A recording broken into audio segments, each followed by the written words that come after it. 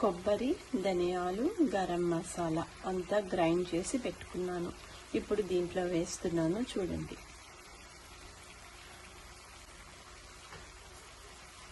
Heavy protein curry మాట.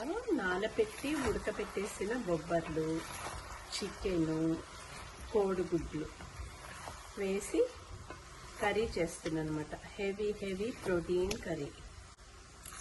కొన్ని tomato ముక్కలు ఇప్పుడు శుభ్రంగా కలిపేసుకోవాలి.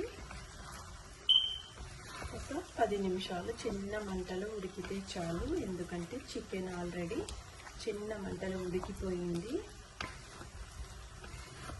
హెవీ ప్రోటీన్ కర్రీ అన్నమాట. ఎందుకంటే ఇందులో బొబ్బర్లు, కోడిగుడ్లు, చికెన్ ఉంది కాబట్టి.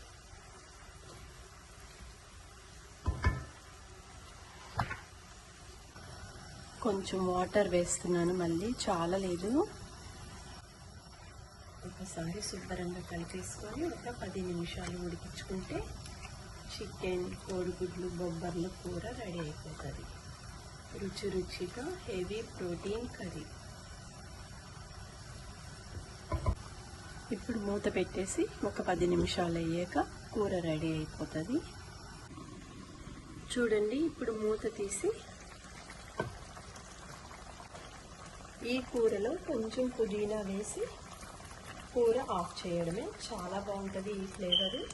కొత్తిమీర బదులు మనం పుదీనా వేస్తున్నాము. చూడండి, చికెన్, బొబ్బర్లు, బాయిల్డ్ ఎగ్స్ కర్రీ రెడీ అయిపోయింది.